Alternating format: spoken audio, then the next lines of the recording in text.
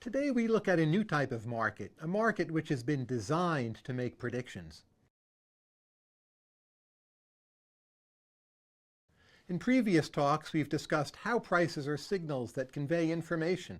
Information about where goods have high value and where they have low value, which goods have high value and which have low value, and so forth. Prices also can convey information about world events, even predictions of the future. So the orange juice futures price, for instance, implicitly contains a prediction about the weather in Florida. It's not that these markets were designed for this purpose. Rather, it's that speculators, if they are to profit from movements in the price of orange juice futures, have to make some predictions about the weather in Florida. They have to know something about the weather in Florida. So the price of the orange juice futures comes in part to reflect the information that speculators hold about future weather patterns in Florida. Indeed, economists and others often have looked informally to market prices to help make predictions. To help predict Florida weather, they look to the price of orange juice in the futures market. To help predict Middle Eastern politics, they look to the price of oil and oil futures. To help predict the consequences of global climate change, they look to the price of flood insurance in coastal regions.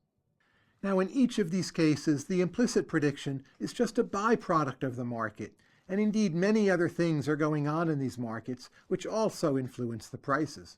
The prices in these markets are noisy predictors. They're rather imperfect predictors because they weren't designed to only predict.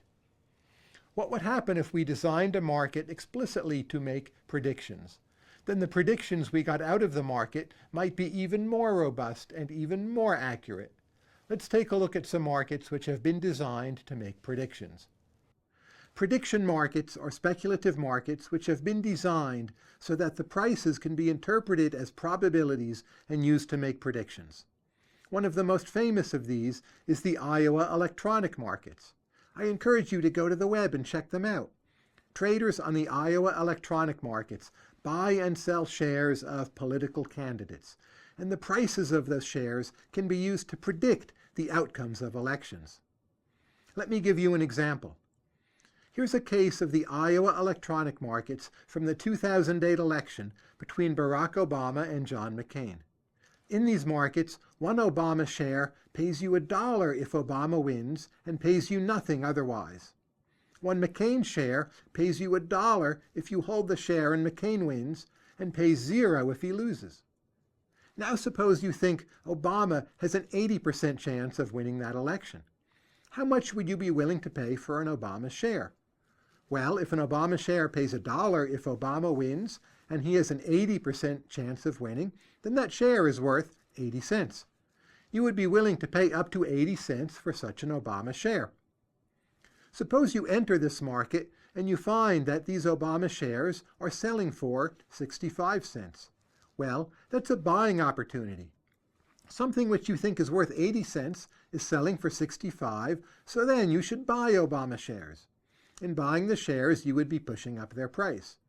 In this way, your predictions, your information, your opinions about which candidate is likely to win become incorporated into the price of an Obama share.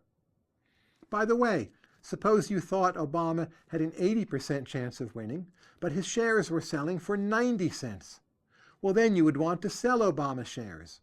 Even if you're an Obama supporter, to make more money, you would sell the Obama shares and buy the McCain shares. Again, in this way, prices come to reflect information.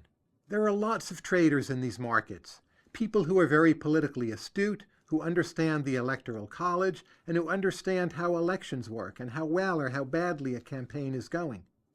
When these individuals buy and sell shares, their information comes to be reflected in the market prices. Here are the actual prices on August 8th, 2008. Obama shares were selling for 63 cents per share, and McCain shares were selling for 37 cents. The market was predicting a high likelihood of an Obama win, and in fact that did of course turn out to be the case. In over 20 years of testing these markets in presidential elections, congressional elections, and state elections, These market prices from the Iowa electronic markets have turned out to be better predictors of the outcomes than have political polls. That makes a lot of sense. Think about it. With real money on the line, people have an incentive to think carefully when they're investing, and they have an incentive to collect and process and interpret all of the information from available all over the world. The resulting market prices reflect a lot of deep-seated information and indeed interpretation in a way which political polls simply cannot. Similar prediction markets have been created in all kinds of things. Some are pretty trivial things, such as which actor or actress is going to win the next Oscar. But also, firms have begun experimenting with prediction markets to help them forecast variables like their future sales, or which is the better decision, or what will happen in some particular market or some particular economy. Firms have been using prediction markets to try to help themselves make better decisions. Let's give an example. At the Hollywood Stock Exchange, traders buy and sell shares and options in movies, music, and Oscar contenders. Some 800,000 traders do this for fun. They're using make-believe Hollywood dollars, but they still care enough about the outcome to make the prices in these markets pretty reliable predictors of future film profits.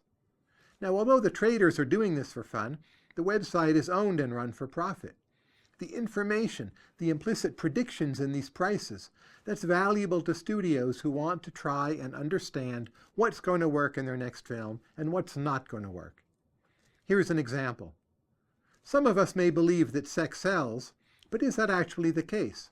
Well, on the Hollywood Stock Exchange, we can be much more precise using market prices.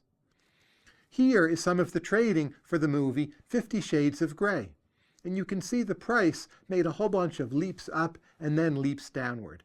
That's reflecting changing revenue estimates for the movie. A leap up came when Charlie Hunnam was cast to play the title role in the movie, and then the price did go up. Later on, Charlie dropped out and the price dropped right back down again. The prices in these markets are important information for the studios.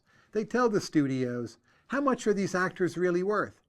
If we hire this actor, how much will revenue for the movie go up?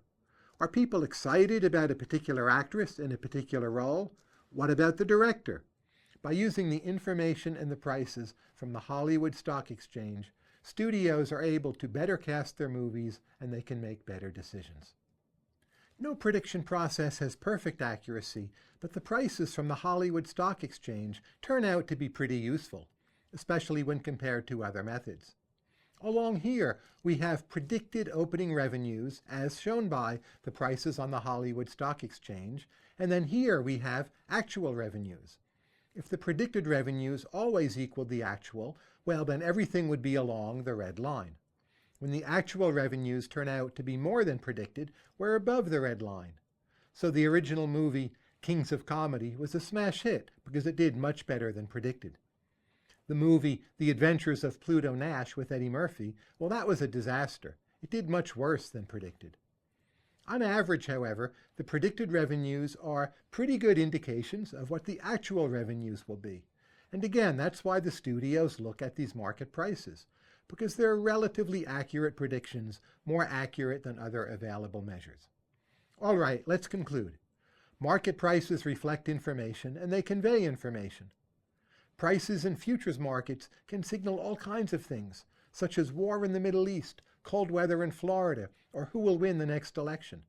Prediction markets are new types of markets which have been created to help businesses, governments, and scientists predict future events. Market prices are good ways of aggregating dispersed information and summarizing that information in a single key figure, the price. Thanks. If you want to test yourself, click Practice Questions. Or if you're ready to move on, just click Next Video.